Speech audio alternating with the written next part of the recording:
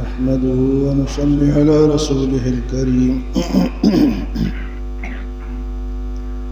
أما بعد فأعوذ بالله من الشيطان الرجيم بسم الله الرحمن الرحيم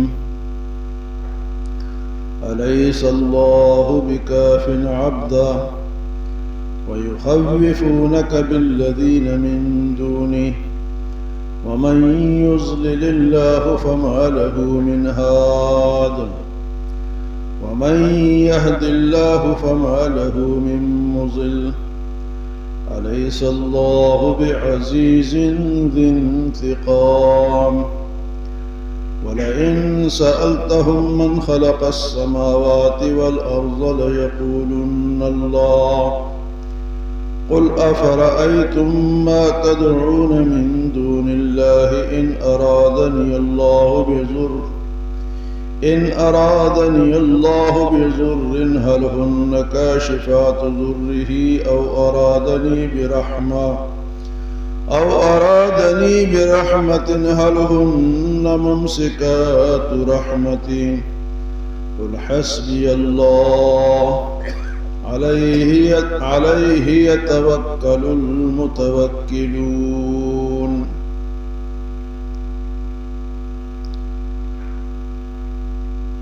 اس سے پہلے ان لوگوں کا ذکر ہوا، فرمایا کہ اس سے بڑا ظالم کون ہے جو اللہ پر جھوٹ بولے. فمن اظلم ممن کذب علی اللہ پہ جھوٹ بولے وَكَذَّبَ بِالصِّدْقِ إِذْ جَاءَهُ، اور وہ سچائی جو ان کے پاس آ چکی اس کو بھی جھٹلاتے ہیں، یعنی قرآن پاک کو. تو اللہ پاک نے فرمایا یہ جو اللہ پہ جھوٹ بول دے، اللہ پہ جھوٹ اس طرح تھا کہ وہ کہتے تھے کہ یہ قرآن جھوٹ موٹ کا بنایا ہوا اللہ کی طرف سے، یہ اللہ پہ جھوٹ. فرمایا کہ اس سے بڑا ظالم کون ہے. اور پھر جب قرآن آیا تو اس کی تصدیق نہیں کی، مانا نہیں، سچائی قرآن ہے. تو اللہ پاک نے فرمایا کہ ایسے لوگوں کے لیے کیا ہے، الیس فی جہنم مثوی للکافرین، کیا ان کا ٹھکانہ جہنم نہیں ہے ایسے کافروں کا؟ تو فرمایا کہ لازماً ٹھکانہ ان کا کیا ہے، جہنم ہے. اور فرمایا کہ والذی جاء بالصدق وصدق به اولئک هم المتقون. جب سچائی آئی اور جس نے اس سچائی کی تصدیق کی، یعنی قرآن آیا پیش کیا تو سب سے پہلے تصدیق کس نے کی جی؟ حضرت ابو بکر صدیق رضی اللہ. تو فرمایا سچائی آئی اور سچائی کی تصدیق کرنے والے کون لوگ ہیں؟ اولئک هم المتقون، یہی ہے متقی لوگ، پرہیزگار لوگ یہی ہے. اس کے بعد فرمایا لَهُمْ مَا يَشَاءُونَ عِنْدَ رَبِّهِمْ، ایسے لوگوں کے لیے تو وہ کچھ ہے اللہ کے پاس جو یہ چاہیں گے. اور فرمایا ذَلِكَ جَزَاءُ الْمُحْسِنِينَ، اللہ تو نیکی کرنے والوں کو ایسا ہی بدلہ عطا فرماتے ہیں. فرمایا ایک تو بدلہ ملے گا، بدلہ کیا ہوگا؟ لِيُكَفِّرَ اللَّهُ عَنْهُمْ، اللہ ان کے تمام وہ جو اسوأ الذی عملوا، جو گناہ ان سے ہو چکے، لغزشیں ہو چکی، اللہ اس کو معاف کر دے گا، ختم کر دے گا. وَيَجْزِيَهُمْ أَجْرَهُمْ بِأَحْسَنِ الَّذِي كَانُوا يَعْمَلُونَ، اور اللہ تو نیکی کرنے والوں کو ایسا ہی اجر دیتے ہیں. پھر حضور صلی اللہ علیہ وسلم کو ڈراتے تھے کہ ہمارے یہ جو بت ہیں نا، حبل ہے، عزا ہے، مختلف بت بنا رکھے ہیں، تو یہ اگر آپ ان کے خلاف بولیں گے تو یہ آپ کو نقصان پہنچائیں گے. ہمارے بت کیا کریں گے آپ کو؟ تو اللہ پاک نے فرمایا الیس اللہ بکاف عبدا، کیا اللہ اپنے بندے کے لیے کافی نہیں ہے؟ یہ کچھ بھی نہیں کر سکتے، اللہ کافی ہے آپ کے لیے. وَيُخَوِّفُونَكَ بِالَّذِينَ مِن دُونِهِ، اور یہ لوگ اللہ کو چھوڑ کے بتوں سے آپ کو ڈراتے ہیں. آپ کے لیے اللہ کافی ہے. اور فرمائے وَمَن يُضْلِلِ اللَّهُ فَمَا لَهُ مِنْ هَادٍ، جس کو اللہ گمراہ کر دے اس کے لیے کوئی ہدایت نہیں۔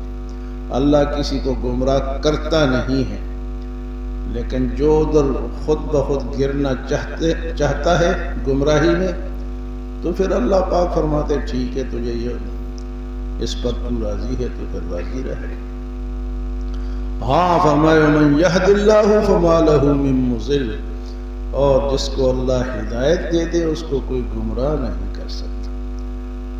وَمَن يَهْدِ اللَّهُ فَمَا لَهُ مِن مُضِلٍّ، تو سب دعا کیا کرنی چاہیے کہ اللہ ہمیں ہدایت دے، اور دیکھیں کہ ہر نماز کی ہر رکعت میں ہم ہدایت مانگتے بھی ہیں، اہدنا الصراط المستقیم۔ تو جب ہم یہ مانگتے ہیں اور دل سے بھی چاہتے ہیں تو اللہ فرماتے ہیں کہ ایسے لوگوں کو جب ہدایت ملتی ہے ان کو کوئی گمراہ نہیں کر سکتا۔ فرمایا کہ وَمَن يَهْدِ اللَّهُ فَمَا لَهُ مِن مُضِلٍّ أَلَيْسَ اللَّهُ بِعَزِيزٍ ذِي انتقام، اور کیا اللہ نہیں ہے جو زبردست ہے اور انتقام لینے والا ہے، جو زبردست ہے، جو سب پر غالب ہے اور وہ انتقام بھی لے سکتا ہے۔ جو یہ کفر کرتے ہیں یا گناہ کرتے ہیں تو وہ یہ نہ سمجھے کہ ہم سے کوئی بدلہ نہیں لے سکتا۔ الیس اللہ، کیا کافی نہیں ہے اللہ بعزیز، جو کہ عزیز ہے، غالب ہے اور انتقام لینے والا ہے۔ فرمائے وَلَئِن سَأَلْتَهُم مَّنْ خَلَقَ السَّمَاوَاتِ وَالْأَرْضَ، اور اگر آپ ان لوگوں سے پوچھے کہ زمین و آسمان کو کس نے پیدا کیا، تو جواب دیں گے لَيَقُولُنَّ اللَّهُ، یہ تو اللہ نے پیدا کیا۔ یعنی کافر بھی اس بات کو مانتے ہیں کہ زمین و آسمان کو کس نے پیدا کیا، اللہ نے پیدا کیا۔ جب اللہ نے پیدا کیا پھر مانتے کیوں نہیں ہو؟ پھر اللہ کو مانتے کیوں نہیں ہو؟ اپنے طریقے سے مانتے ہوں گے، کوئی بھگوان کہتا ہوگا، کوئی گاڈ کہتا ہوگا، کوئی کیا کہتا ہوگا، کوئی یسوع مسیح کہتا ہوگا، لیکن وہ ماننا قابل قبول نہیں ہے، کیونکہ اللہ نے اس طرح ماننے کا کہا نہیں ہے۔ ہر دور کا جو نبی آیا وہ اس وقت کے لیے تھا، اور اب قیامت تک کے لیے نبی کون ہے؟ حضور صلی اللہ علیہ وسلم۔ فرمایا کہ ان سے سوال ہو لَإِن سَأَلْتَهُم مَّنْ خَلَقَ السَّمَاوَاتِ وَالْأَرْضَ لَيَقُولُنَّ اللَّهُ، کہ زمین و آسمان کو کس نے پیدا کیا، تو جواب کیا دیں گے کہ اللہ نے۔ جب اللہ نے پیدا کیا ہے تو پھر اللہ کو مانو۔ پھر فرمایا کہ آپ ان لوگوں سے پوچھیں، قل، آپ پوچھیں ان سے کہیں افرأیتم ما تدعون من دون اللہ، اگر میں اللہ کے سوا ان بتوں کی عبادت کروں یا غیر اللہ کی عبادت کروں جس طرح تم کرتے ہو۔ قل افرأیتم، فرمایا آپ ان سے کہو کہ دیکھو، ما تدعون من دون اللہ، جو تم اللہ کو چھوڑ کے اوروں کو پکارتے ہو، اوروں کو خدا بنا رکھا ہے۔ یہ بات سمجھنے کی ہے کہ ایک تو ہوتا ہے نا کہ کسی کی عبادت کرنا، وہ تو سارے سمجھتے ہیں، کسی کے سامنے سجدہ نہیں کرنا، رکوع نہیں کرنا، یہ تو سب سمجھتے ہیں، لیکن یہ بھی لوگ کر رہے ہیں۔ قبروں پہ آپ لوگ دیکھتے ہو کہ جا کے وہ سجدہ کرتے ہیں، لیکن چلو یہ تو سمجھ میں آتی ہے، لیکن یہ جو پکارنا ہوتا ہے تدعون من دون اللہ، اللہ کے سوا اوروں کو پکارتے ہیں۔ پکارنا کیا ہوتا ہے؟ یا فلانے بزرگ یا نبی یا فرشتہ یا جن ہماری مدد کر دیں، ہم سے تکلیف دور، یہ پکارنا ہے، یہ بھی عبادت ہے، یہ بھی عبادت ہے، تو یہ بھی منع ہے، اللہ کے سوا کسی اور کو نہیں پکار سکتے۔ فرمایا کہ قل، آپ ان سے کہے فرأیتم ما تدعون من دون اللہ، دیکھو جو اللہ کے سوا غیر اللہ کو پکارتے ہو، ان ارادنی اللہ بضر، اور اگر اللہ نے مجھے کوئی تکلیف پہنچائی، حضور سے فرمایا کہ اب ان سے کہو جو تم غیر اللہ کو پکارتے ہو میں بھی پکاروں، اور اللہ مجھے کوئی تکلیف پہنچا دے،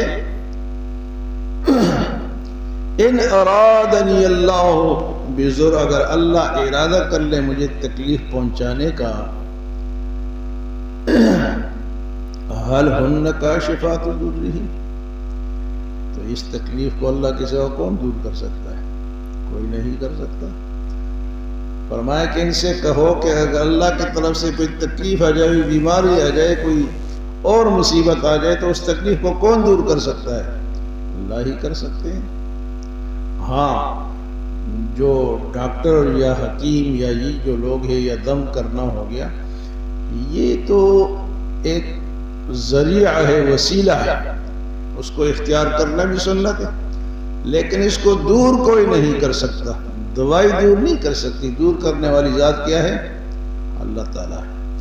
فرمایا کہ ان سے پوچھو قُلْ أَفَرَأَيْتُم مَّا تَدْعُونَ مِن دُونِ اللَّهِ، کہ بھئی دیکھو کہ میں اللہ کو چھوڑ کے اوروں کو پکاروں، ان ارادنی اللہ بضر، اور اگر اللہ پاک ارادہ فرما لے مجھے تکلیف پہنچانے کا، حل ہن کاشفات ضرہ، کوئی ہے جو میری اس تکلیف کو دور کر دے، تو مجھے کس کو پکارنا چاہیے؟ اللہ ہی کو پکارنا چاہیے۔ دوسرا فرمایا او ارادنی برحمت حل ہن ممسکات رحمتہ، اور اگر اللہ میرے اوپر رحم کرنا چاہے، مجھے رحم پہنچانا چاہے، راحت پہنچانا چاہے، تو اس کو بھی کوئی دور نہیں کر سکتا۔ نہ میری تکلیف کو اللہ کے سوا کوئی دوسرا دور کر سکتا ہے، اور نہ اگر مجھے راحت ملتی ہے تو اس کو بھی کوئی روک نہیں سکتا۔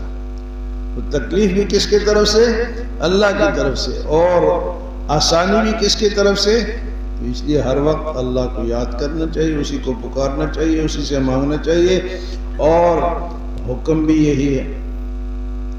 حل ہن کاشفات ضرہ، اگر وہ مجھے کوئی تکلیف پہنچے تو کوئی میری تکلیف کو کوئی دور کر سکتا ہے۔ او ارادنی برحمت حل ہن ممسکات رحمت، اور اگر اللہ پاک مجھے اپنی رحمت پہنچانا چاہتے ہیں تو اس کو بھی کوئی نہیں روک سکتا۔ تو فرمایا پھر کیا ہو؟ قل حسبی اللہ، یہ کہو کہ میرے لیے تو اللہ ہی کافی ہے۔ قل حسبی اللہ، کیا کہو جی؟ حسبی اللہ، حسبی اللہ، حسبی اللہ، میرے لیے اللہ کافی ہے۔ اگر کوئی تکلیف کو بھی نہیں دور سکتا، کوئی میری رحمت آ جائے اس کو بھی کوئی ٹال نہیں سکتا، تو پھر مجھے کیا کرنا چاہیے؟ قل، آپ فرمائے حسبی اللہ، میرے لیے تو اللہ ہی کافی ہے۔ علیہ یتوکل المتوکلون، اور توکل کرنے والوں کو تو اسی پر بھروسہ کرنا چاہیے۔ کس پر جی؟ اللہ پر۔ جس نے اللہ پہ بھروسہ کیا، ومن یتوکل علی اللہ فہو حسبہ، جس نے اللہ پہ بھروسہ کیا اللہ اس کے لیے کافی ہو گیا۔ وَيَرْزُقْهُ مِنْ حَيْثُ لَا يَحْتَسِبُ، اور ایسی جگہ سے روزی دے گا جہاں سے اس کا گمان ہی نہیں، کیونکہ اس نے توکل کس پہ کیا؟ روزی رسا ذات پہ کیا۔ وَمَنْ يَتَوَكَّلْ عَلَى اللَّهِ فَهُوَ، یہاں قُلْ حَسْبِيَ اللَّهُ، وہاں فرمایا وَمَنْ يَتَوَكَّلْ عَلَى اللَّهِ فَهُوَ حَسْبُهُ وَيَرْزُقْهُ مِنْ حَيْثُ لَا يَحْتَسِبُ، اور ایسی جگہ سے روزی اللہ دے گا جہاں سے اس کا وہم و گمان بھی نہیں ہے۔ تو فرمایا کہ علیہ یتوکل المتوکلون، چاہیے کہ توکل والے کس پہ توکل کریں؟ اللہ پہ کریں۔ اللہ ہمیں عمل اور سمجھ کی توفیق عطا